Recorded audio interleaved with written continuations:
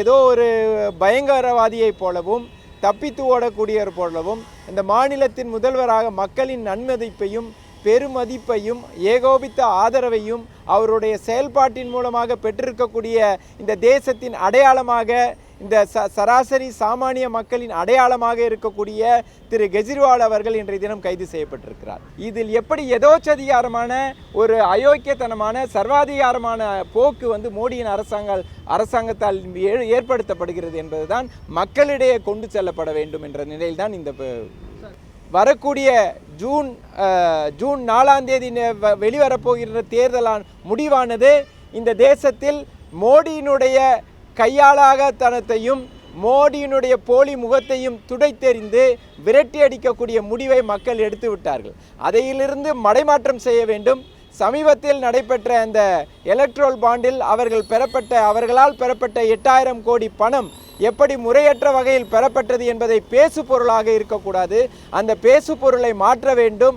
மக்களுடைய சிந்தனையை மடைமாற்றம் செய்ய வேண்டும் என்ற அடிப்படையில் தொடர்ந்து இந்த பிஜேபி அரசாங்கம் செயல்பட்டு கொண்டிருக்கிறது. இந்த கைதுகள் ஒரு ஃபீனிக்ஸ் பறவை போல, தீயிலிருந்து மீண்டெழுந்த ஃபீனிக்ஸ் பறவை போல கெஜ்ரிவால் அவர்கள் மீண்டெழுவார். அப்பழுக்கற்ற மனிதராக அவர் அங்கீகரிக்கப்படுவார் மக்களால் என்பதுதான் நிச்சயம். இதில் அந்த குறிப்பாக சவுத் குரூப்னு சொல்லிட்டு அரபிந்தோ ஃபார்ம்ஸ் அவங்கள பற்றி சரத் சந்திரான்னு ஒருத்தர் பற்றி இந்த கேரக்டர் இதில் வருது. அந்த கேரக்டர் பார்த்தீங்கன்னா கிட்டத்தட்ட May 22 23 he was அரெஸ்ட் ஆன பிறகு பார்த்தீங்கன்னா அதற்கு பிறகு அந்த கம்பெனி மட்டும் மோடி அரசாங்கத்திற்கும் குறிப்பாக பிஜேபிக்கும் கொடுத்த பணம் 55 கோடி ரூபாய் எலக்ட்ரல் பாண்டில் கொடுத்துருக்குறாங்க. அதற்கு பிறகுதான் அவர் அப்ரூவராக மாற்றப்படுகிறார். அவருடைய ஸ்டேட்மெண்ட்டை தான் எடுக்கிறாங்க. இது வரைக்கும் there is no concrete evidence against that. இதை விட உங்களுக்கு மணி ட்ரையல் என்ன தேவை? எங்களுக்கு 100 கோடி ரூபாய் கொடுத்ததாக சொல்லக்கூடிய இடி இந்த அரபிந்தோ ஃபார்மா கம்பெனி 55 கோடியை பிஜேபிக்கு எலக்ட்ரல் பாண்டா மூலமாக கொடுத்துருக்கிறார்கள். இந்திய தேசியத்தின் குறிப்பாக நம்முடைய ஜனநாயகத்தின் கருப்பு நாளாக பல நிகழ்வுகள் நிகழ்ந்துவிட்ட நிலையில் அதற்கு முத்தாய்ப்பாக உச்சபட்ச அரசியல் எதோச்சதிகாரத்தை பயன்படுத்திய நாள் நேற்றைய தினம் நம்முடைய தலைவர் திரு கெஜ்ரிவால் அவர்களுடைய அந்த கைதானது முறையற்ற இந்த அரசியல் காரணங்களுக்காக செய்யப்பட்ட இந்த கைதானது ஆக பார்க்கப்படுகிறது. காரணம் என்னவென்றால், முன்பு எப்போதும் இல்லாத அளவில் இந்த இந்திய ஒட்டுமொத்த தேசத்தின் தலைவிதியை தீர்மானிக்கக்கூடிய ஒட்டுமொத்த தேசத்தின் தேர்தல் நடைபெறக்கூடிய தேதிகள் அறிவிக்கப்பட்ட நிலையில் நேற்றைய தினம் எல்லாவிதமான அரசியல் மாற்றீரியங்களுக்கும் அரசியல் எதிர்பார்ப்புகளுக்கும் அரசியல் ரீதியான ஒரு மிகப்பெரிய நெருக்குதலை திரு கெஜ்ரிவால் அவர்கள் மீது செலுத்த வேண்டும் என்ற அடிப்படையில் நேற்றைய தினம் அவர் நேற்றைய இரவு கைது செய்யப்பட்டார். இந்த வழக்கு குறித்து இந்திய தேசத்தில் இருக்கக்கூடிய எல்லோருக்கும் தெரிந்த ஒரு விஷயம், கடந்த 2 ஆண்டுகளாக கிட்டத்தட்ட 2 ஆண்டுகளாக இந்த டெல்லி எக்ஸைஸ் பாலிசி குறித்து பல்வேறு விவாதங்கள் நடைபெற்றிருக்கிறது, பல்வேறு கைதுகள் செய்யப்பட்டிருக்கிறது. திரு மனிஷ் சிசோடியா அவர்கள் கைது செய்யப்பட்ட போதும், திரு சஞ்சய் சிங் கைது செய்யப்பட்ட போதும், சமீபமாக திருமதி கவிதா அவர்கள் கைது செய்யப்பட்ட போதும் தொடர்ந்து வைக்கப்பட்ட கேள்வியானது இந்த வழக்கிலே அவர்களால் சொல்லப்படக்கூடிய அந்த 100 கோடி ரூபாய் ஆம் ஆத்மி அரசுக்கு கொடுக்கப்பட்டது. அந்த 100 கோடி ரூபாயை ஆம் ஆத்மி கட்சி கோவா மாநில தேர்தலில் பயன்படுத்தியது என்பதற்கு இதுவரை எந்தவித முகாந்திரமும் இல்லை, எந்த விதமான மணி ட்ரையலும் கிடையாது, ஒரு கிஞ்சிற்றேனும் ஒரு சாட்சியங்கள் கிடையாது. அப்படி இருக்கும்போது இன்றைய தினம் அரசியல் அயோக்கியத்தனத்தின் உச்சகட்டமாக இன்றைய தினம் தோல்வியின் விளிம்பில் இருக்கக்கூடிய மோடி அரசாங்கத்தின் கைப்பாவையாக இருக்கக்கூடிய இடி, அவர்களுடைய ஏவலாளாக இருக்கக்கூடிய இடி நேற்றைய தினம் கூட டெல்லி உயர்நீதிமன்றத்திலே திரு கெஜ்ரிவால் அவர்களால் 9 சம்மன்களையும் எதிர்த்து வழக்கு தாக்கல் செய்யப்பட்ட பிறகும் நேற்றைய தினம் 2:30 மணி அளவிற்குள்ளாக உங்களுடைய சாட்சியங்களை இந்த நீதிமன்றத்தின் மீது சமர்ப்பியுங்கள் என்று கூறப்பட்ட நிலையிலும் அவர்கள் அதை சமர்ப்பிக்காமல் வழக்கு இன்றைய தினம் ஒத்திவைக்கப்பட்ட நிலையில் நேற்று 7 மணிக்கு அவருடைய வீட்டுக்கு சென்று ஏதோ ஒரு பயங்கரவாதியைப் போலவும் தப்பித்து ஓடக்கூடியவர் போலவும் இந்த மாநிலத்தின் முதல்வராக மக்களின் நன்மதிப்பையும் பெருமதிப்பையும் ஏகோபித்த ஆதரவையும் அவருடைய செயல்பாட்டின் மூலமாக பெற்றிருக்கக்கூடிய இந்த தேசத்தின் அடையாளமாக, இந்த சராசரி சாமானிய மக்களின் அடையாளமாக இருக்கக்கூடிய திரு கெஜ்ரிவால் அவர்கள் இன்றைய தினம் கைது செய்யப்பட்டிருக்கிறார். கெஜ்ரிவாலுடைய கைது என்பது இந்த தேசத்தினுடைய சராசரி மக்களின் உடைய கனவுகளை சிதைக்கக்கூடிய விஷயமாக பார்க்கப்பட வேண்டும். காரணம் என்னவென்றால், இந்த தேசத்தில் முக்கியமாக இருக்கக்கூடிய எங்கெங்கெல்லாம் மக்களுடைய எதிர்பார்ப்புகள், குறிப்பாக மருத்துவ வசதி, கல்வி வசதி, போக்குவரத்து வசதி, இது போன்ற அடிப்படை கட்டமைப்புகளை டெல்லியில் உருவாக்கி ஒரு மாற்றத்தை, டெல்லியை சர்வதேச தலைநகராக மாற்றி இருக்கக்கூடிய கெஜ்ரிவால் அவர்களுடைய முயற்சியினை தகர்க்க வேண்டும். அவருக்கு மக்கள் மீதாக இருக்கக்கூடிய நல்பெயரை களங்கம் ஏற்படுத்த வேண்டும். ஒரே முயற்சியின் காரணமாக தான் இன்றைய தினம் அவர் கைது செய்யப்பட்டிருக்கிறார்.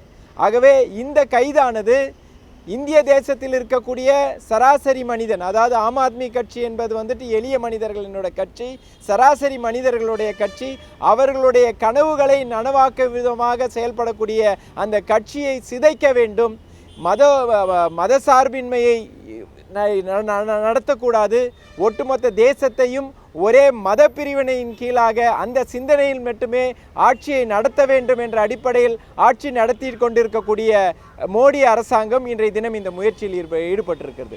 காரணம் என்னவென்றால், இன்றைய தினம் அவர்களுக்கு மிக தெளிவாக தெரியும், வரக்கூடிய ஜூன் 4ஆம் தேதி வெளிவரப்போகிற தேர்தலான முடிவானது இந்த தேசத்தில் மோடியினுடைய கையாளாகத்தனத்தையும் மோடியினுடைய போலி முகத்தையும் துடைத்தெறிந்து விரட்டி அடிக்கக்கூடிய முடிவை மக்கள் எடுத்து விட்டார்கள்.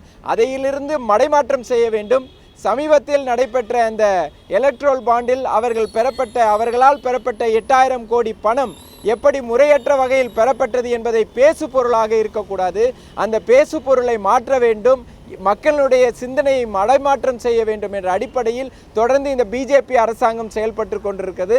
அதன் தொடர்ச்சியாக தான் இன்றைய தினம் இந்த கைது நடைபெற்றிருக்கிறது. ஆகவே மக்கள் மிக தெளிவாக இருக்கிறார்கள். நீங்கள் எவ்வளவு விதமான கைதுகள், இந்த கைதுகள் ஒரு ஃபீனிக்ஸ் பறவை போல, தீயிலிருந்து மீண்டெழுந்த ஃபீனிக்ஸ் பறவை போல கெஜ்ரிவால் அவர்கள் மீண்டெழுவார். அப்பழுக்கற்ற மனிதராக அவர் அங்கீகரிக்கப்படுவார் மக்களால் என்பதுதான் நிச்சயம். ஆகவே இந்த கைது ஆனது ஒரு மிக மோசமான, அதுவும் குறிப்பாக இந்த தேசத்தினுடைய தேர்தல் அறிவிக்கப்பட்ட பிறகு ஒட்டுமொத்த மக்களும் தேர்தலை சிந்தித்து கொண்டிருக்கும் போது இந்த கைது தேவையற்ற கைது. இன்னொரு கோரிக்கையும் நாம் இந்த மக்கள் சமூகம் மூலமாக முன்பாக வைக்கிறோம். குறிப்பாக தேர்தல் கமிஷனுக்கு வைக்கப்படக்கூடிய கோரிக்கை என்னவென்றால், எப்படி முறையான, நேர்மையான, இம்பார்ஷியலாக தேர்தல் நடைபெற வேண்டும் என்ற அடிப்படையில் நீங்கள் எப்படி பல்வேறு மாநில டிஜிபிக்களையும் பல்வேறு போலீஸ் அலுவலர்களையும் ஐஏஎஸ் அலுவலர்களையும் நீங்கள் மாற்றம் செய்திருக்கிறீர்களோ, அதே போன்ற ஒரு முயற்சி, அதே போன்ற ஒரு நடவடிக்கையை இந்த ஸ்பெசிஃபிக்காக பார்க்கணுன்னா இந்த இடியோட entire team has to be change. இந்த என்டையர் இடி டீம் பார்த்தீங்கன்னா கடந்த I can name so many leaders, அதாவது பிஜேபி அரசாங்கத்தால் அவர்கள் கட்சியை சேர்ந்த பிறகு எப்படி பல்வேறு எதிர்கட்சி பிஜேபியால் குற்றம் சாட்டப்பட்டவர்கள், குறிப்பாக சுவேந்த் அதிகாரி போன்றவர்கள், முகுல் ராய் போன்றவர்கள், நாராயண ராணேயா போன்றவர்கள், அஜித் பவார் போன்றவர்கள், இவர்கள் மீதெல்லாம் குற்றம் சொல்லப்பட்ட பிறகு எப்படி அவர்களெல்லாம் பிஜேபி கேம்புக்கு மாறிய பிறகு அவர்கள் மீது எடுக்கப்பட்ட நடவடிக்கை என்ன? அவர்கள் மீது எடுக்கப்பட்ட நடவடிக்கைகள் மட்டுமல்ல, அவர்கள் மீது வைக்கப்பட்ட குற்றச்சாட்டுகள் எல்லாம் கைவிடப்பட்டது. அதே போன்ற ஒரு நிலை இருக்கும்போது ஆகையால் நாங்கள் எங்களுடைய கோரிக்கை முக்கியமான கோரிக்கை என்னவென்றால், உடனடியாக எப்படி மற்ற மாநிலங்களை எல்லாம் தேர்தல் கமிஷன் அந்த டிஜிபிக்கள் எல்லாம் மாற்றினார்களோ, பணியில் உள்ள 3 ஆண்டுகளுக்கு மேலாக பணியில் இருந்த காவலர்களெல்லாம் மாற்றப்பட்டார்களோ, அரசு அலுவலர்கள் மாற்றப்பட்டார்களோ, அதே போன்ற ஒரு நடவடிக்கையை உடனடியாக தேர்தல் கமிஷன் செய்து இந்த பிரசன்ட் இடி டிஸ்பென்சேஷனையே கலைக்க வேண்டும். அதில் மாற்றாக மற்றவர்களை நியமிக்க வேண்டும். அவ்வாறு செய்யவில்லை என்றால் உச்சநீதிமன்றம் அதில் தலையிட்டு இது போன்ற ஒரு அரசியல் ரீதியான பழிவாங்கல் நடவடிக்கைகளை கண்டித்து உச்சநீதிமன்றம் அது போன்ற ஒரு நடவடிக்கையை எடுக்க வேண்டும் என்பதுதான் எங்களுடைய கோரிக்கை.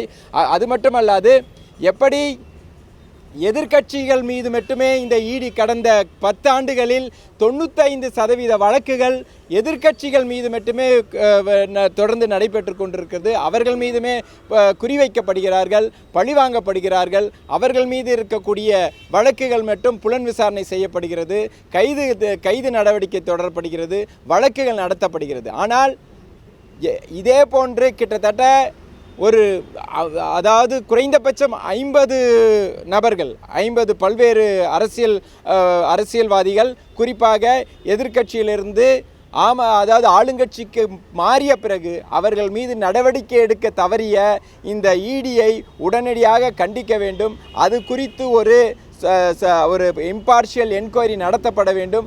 அவர்கள் மீது எடுக்கப்பட்ட நடவடிக்கை மட்டுமல்ல, அவர்கள் மீதும் நடவடிக்கை தொடர வேண்டும் என்பதை உச்சநீதிமன்றத்தின் மூலமாகவும் நாங்கள் அணுக இருக்கிறோம்.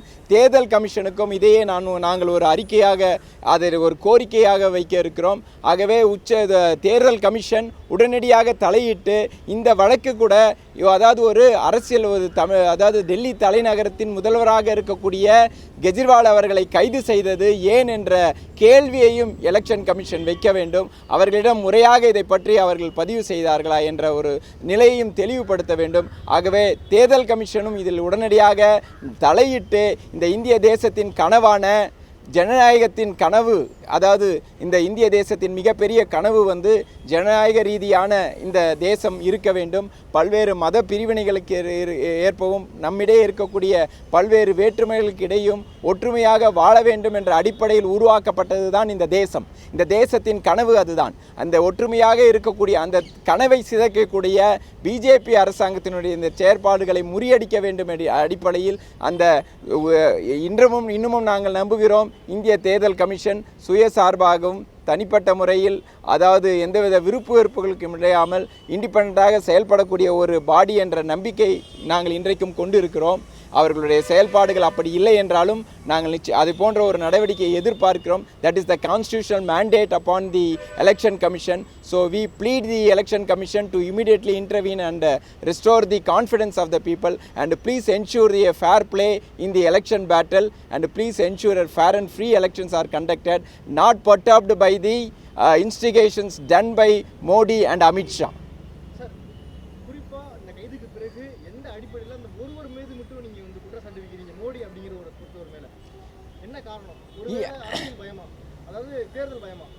தேர்தல் பயம் மோடிக்கு தான் தேர்தல் பயம். கடந்த 10 ஆண்டுகளில் நீங்கள் எல்லா விஷயமும் யார் பெயர் முன்னிலைப்படுத்தப்பட்டது? ஒட்டுமொத்த தேசத்திலும் ஒரே பெயர் தான் முன்னிலைப்படுத்தப்பட்டது.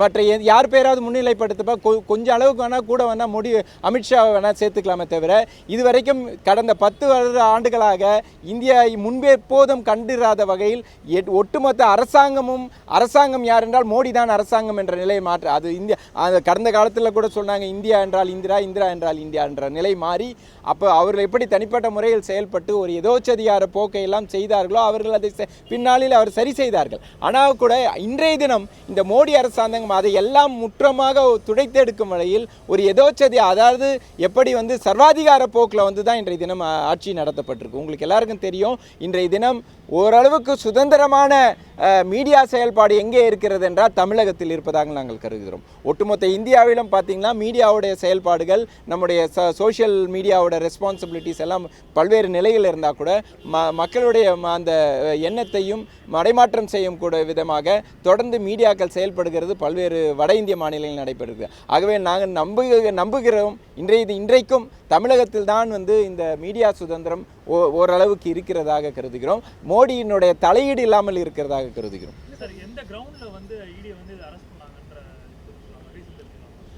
மோடி, அதாவது கெஜ்ரிவால் அவர்கள் இதுவரைக்கும் அரெஸ்ட் பண்ணதுக்கான முகாந்திரம் எங்களுக்கு சரிவர கிடைக்கப்படவில்லை.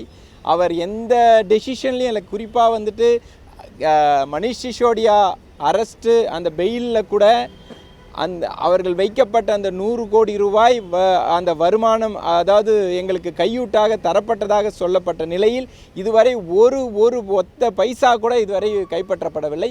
அதற்கான எந்த விதமான பணப்பரிமாற்றமோ எந்த விதமான மணி ட்ரையலோ இதுவரைக்கும் இல்லை. ஆனால் உச்சநீதிமன்றம் என்ன சொல்லியிருந்தாங்கன்னா, அந்த எக்ஸைஸ் பாலிசி மூலமாக அந்த தனிப்பட்ட நிறுவனங்களுக்கு கிடைத்த வருமானம் தான் மணி ட்ரையல் அப்படின்னு சொல்லியிருந்தாங்க. அது வந்து ஒரு I would say it is அபத்தமான ஒரு விஷயம். இன்னைய வரைக்கும் அந்த எக்ஸைஸ் அந்த ப்ரைவேட் பார்ட்டிஸ்க்கு கொடுத்தப்ப அதில் வந்து 5%லேருந்து 12% கமிஷன் வாஸ் இன்க்ரீஸ்டு. அதுதான் அலிகேஷனே. அந்த அலிகேஷன் ஏன் சொன்னாங்கன்னா, அதுலேயும் முக்கியமாக பார்த்தீங்கன்னா கடந்த ஆண்டுகளில் வந்துட்டு அதுக்கு லைசன்ஸ் ஃபீ கவர்மெண்ட்டுக்கு செலுத்த வேண்டிய லைசன்ஸ் ஃபீ பார்த்தீங்கன்னா 5 lakhs rupees தான். அதை வந்து இந்த அரசாங்கம் கவர்மெண்ட்டோட ரெவன்யூ ஜென்ரேட் பண்ணுன்றதுக்காக அந்த லைசன்ஸ் ஃபீயை வந்து 5 கோடியாக உயர்த்தினார்கள். அது வந்து கவர்மெண்ட்டுக்கு ஜென்ரேஷன் தான், இட்ஸ் அ பாலிசி டெசிஷன். அப்படி இருக்கும் போது அதில் இன்னொரு முக்கியமான விஷயம் நீங்கள் பார்க்கலாம். இதில் அந்த குறிப்பாக சவுத் குரூப்னு சொல்லிட்டு அரபிந்தோ ஃபார்ம்ஸ் அவங்கள பற்றி சரத் சந்திரான்னு ஒருத்தர் பற்றி இந்த கேரக்டர் இதில் வருது. அந்த கேரக்டர் பார்த்தீங்கன்னா கிட்டத்தட்ட May 22 வந்து 23 வந்து he was அரெஸ்ட் ஆன பிறகு பார்த்தீங்கன்னா அதற்கு பிறகு அந்த கம்பெனி மட்டும் மோடி அரசாங்கத்திற்கும் குறிப்பாக பிஜேபிக்கும் கொடுத்த பணம் 55 கோடி ரூபாய் எலக்ட்ரல் பாண்டில் கொடுத்துருக்குறாங்க. அதற்கு பிறகு தான் அவர் அப்ரூவராக மாற்றப்படுகிறார். அவருடைய ஸ்டேட்மெண்ட்டை தான் எடுக்கிறாங்க. இது வரைக்கும் there is no concrete evidence against that. Only material relied on by the ED prosecution is that confession statements. Absolutely there is no material available. அப்படி இருக்கும்போது இந்த சரத் சந்திரா ரெட்டி அவர்கள் வந்து அவர் அந்த கம்பெனி சார்ந்த அரபிந்தோ ஃபார்மா கம்பெனி பார்த்தீங்கன்னா கிட்டத்தட்ட 55 கோடி ரூபாய் பணத்தை வந்து எலக்ட்ரல் பாண்ட் மூலமாக கொடுத்திருக்கிறார். இதை விட உங்களுக்கு மணி ட்ரையல் என்ன தேவை? எங்களுக்கு 100 கோடி ரூபாய் கொடுத்ததாக சொல்லக்கூடிய இடி இந்த அரபிந்தோ ஃபார்மா கம்பெனி 55 கோடியை பிஜேபிக்கு எலக்ட்ரல் பாண்ட் மூலமாக கொடுத்திருக்கிறார்கள். சார், இந்த வழக்கு பார்த்தீங்கன்னா நீண்ட நாட்கள் தொடர்ந்து வந்த வழக்கு. அப்படி இருக்கும்போது இடி அப்படிங்கிறது எந்த ஒரு ஆதாரங்களுமே இல்லாமல் கைது பண்ண முடியாது சார். அது ஒரு முதல்வர் அதுதான் பிஎம்எல்ஏ வந்து that gives a protection arbitrary arrest. அது ஏற்கனவே எல்லா எதிர்கட்சிகளும் சொல்லிட்டு இருந்தவன் தான் இந்த மாதிரி ஆர்பிட்ரரியாக அந்த பிஎம்எல்ஏ ஆக்டில் அரெஸ்ட் வந்து கொடுத்துருக்காங்க. ஈவன் இந்த அரெஸ்ட்டில் சஞ்சீவ் கண்ணா அந்த தீர்ப்பில் கூட ஆர்பிட்ரரி அரெஸ்ட் இருக்கக்கூடாதுன்னு தான் சொல்லியிருக்கிறாங்க. இது எல்லாமே நீங்கள் வந்துட்டு ட்ரையலை சீக்கிரமாக முடிங்க அப்படின்னு தான் சொல்லியிருந்தாங்க. கடந்த அக்டோபர் மாதத்தில் அந்த தீர்ப்பு மணிஷ் சிசோடியா அவருடைய ஜாமீன் மறுக்கப்பட்ட கூட அதில் அவர்கள் சொல்லியிருந்தது வந்து 3 to 6 months ட்ரையலை கம்ப்ளீட் பண்ணுங்கன்னாங்க. எப்போ? அக்டோபரில் சொன்னாங்க. இப்போ now we are in March. இது வரைக்கும் அந்த அதாவது கிட்டத்தட்ட அதில் பார்த்தீங்கன்னா 232 விட்னஸ் இருக்குது, 31,000 பக்கங்களுக்கான டாக்குமெண்ட்ஸ் இருக்குது. இதுவரை ஒரு துளி கூட அதில் அட்வான்ஸ்மெண்ட் கிடையாது. அப்படி இருக்க நிலையில் ஏன் வந்து இந்த மக்களால் தேர்ந்தெடுக்கப்பட்ட ஒரு முதல்வர் இதுவரையும் உங்களால் எந்த விதமான சாட்சியங்களையும் அதாவது ஆதாரங்களையும் தெரிவிக்காத நிலையை அவரை கைது செய்ய வேண்டிய அவசியம் என்ன இருக்கிறது? இப்போ இந்த பிஎம்எல்ஏ ஆக்ட் அப்படின்னு வரும்போது இது வந்து ஒரு நான் பெயிலபிள் அஃபென்ஸ் சொல்லுவாங்க. இப்போ பெயிலுக்கு நீங்கள் அப்ளை பண்ணாலும் அதை வந்து அக்செப்ட் பண்ணி சுப்ரீம் கோர்ட் வந்து விடுக்கும். ஏன்னா அரவிந்த் கெஜ்ரிவால் அப்படின்றது ஒரு டெல்லியோட சிஎம்மாக இருக்காரு. இப்போ செந்தில் பாலாஜி கேஸ் எடுத்துக்கும் போது அவர் வந்து ஒரு மினிஸ்டராக இருந்தார், ஒரு எம்எல்ஏவாக இருக்கார். அவர் வந்து ஒரு இன்ஃப்ளூயன்ஷியல் பர்சனாக இருக்கும்போது நான் பெயில் கொடுக்க முடியாது அப்படின்னு சொல்லி ரிஜெக்ட் பண்ணாங்க.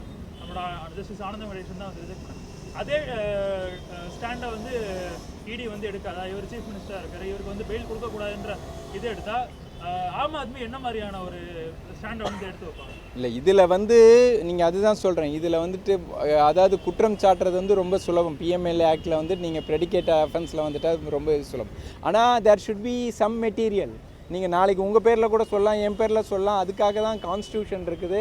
அதுக்காக தான் சட்டத்தின் வழியாக ஆட்சி நடத்தப்பட வேண்டும் என்பது தான் அடிப்படையாக நம்முடைய இந்திய ஜனநாயகத்தினுடைய அடிப்படையே, இந்திய நீதித்துறையின் அடிப்படையே சட்டத்தின்படியான ஆட்சி நடத்தப்படும். சட்டத்தின் வழியாக தான் உங்களுக்கு வந்து குற்றம் இருந்தால் கூட சட்டத்தின்படியாக நிரூபிக்கப்படாத வரை அவர் வந்து நிரபராதி தான். அந்த அடிப்படையில் தான் வந்துட்டு இது ஜாமீன் மனுக்கள் கூட வழங்கும். ஆனால் இதில் வந்து நமக்கு என்ன ஒன்று அன்ஃபார்ச்சுனேட் என்னென்னா, there is a presumption under this act. PMLA வந்து அவர் குற்றம் புரிந்தவர், அவர் குற்றம் புரிந்திருக்க மாட்டார் என்ற அடிப்படையில் வந்துட்டு நம்மளோட டாக்குமெண்ட்ஸ் நம்ம கொடுக்கணும்னு இருக்கு.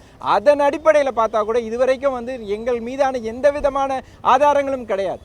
அப்படி இருக்கும்போது எங்களுக்கான அதாவது ஒரு நீதி கிடைக்க வழி இருக்கிறது. ஆனாலும் இதை வந்து நாங்கள் நீதித்துறை அதாவது 2 போராட்டமாக இதை பார்க்க வேண்டும். ஒன்று சட்ட ரீதியான போராட்டம், ஒன்று இது வந்து சட்ட ரீதியான போராட்டத்தை மட்டுமல்ல, இதில் எப்படி எதோச்சதிகாரமான ஒரு அயோக்கியத்தனமான சர்வாதிகாரமான போக்கு வந்து மோடியின் அரசாங்கத்தால் ஏற்படுத்தப்படுகிறது என்பதுதான் மக்களிடையே கொண்டு செல்லப்பட வேண்டும் என்ற நிலையில் தான் இந்த முக்கியமான விஷயம் தான் இந்த தேர்தலுக்கு அரவிந்த் கெஜ்ரிவாலோட கைதுக்கு பிறகு இந்த ஆம் ஆத்மி டெல்லியில எந்த மாதிரி ஒரு தேர்தல் கையாளப்படும்? நிச்சயமாக வந்து நான் ஏற்கனவே சொன்ன மாதிரி அவர் ஃபீனிக்ஸ் பறவையாக தான் நான் கடந்த 3 முறை வந்து ஒரு முறை இல்லை 3 முறை வந்துட்டு கிட்டத்தட்ட 90% சீட்டுகளுக்கு மேலாக பெற்று தான் டெல்லியில் வந்து ஆட்சி அமைச்சிருக்கிறோம். சமீபத்தில் கார்ப்பரேஷன் தேர்தலையும் அப்படி தான் வெற்றி பெற்றிருக்கிறாங்க. அதே போன்ற ஒரு வெற்றியை தான் நம்முடைய பஞ்சாப் மாநிலத்திலும் சந்தித்திருக்கிறார்கள். மக்களுடைய ஆதரவு எங்களுக்கு அபிரிதமாக இருக்கிறது. ஆனால் அதை களங்கப்படுத்த வேண்டும் என்பதற்காக தான் இப்படி ஒரு பொய்யான ஒரு வழக்கினை வந்துட்டு மோடி அரசாங்கம் திரு கெஜ்ரிவால் அவர்கள் மீது வைத்திருக்கிறது. நன்றி.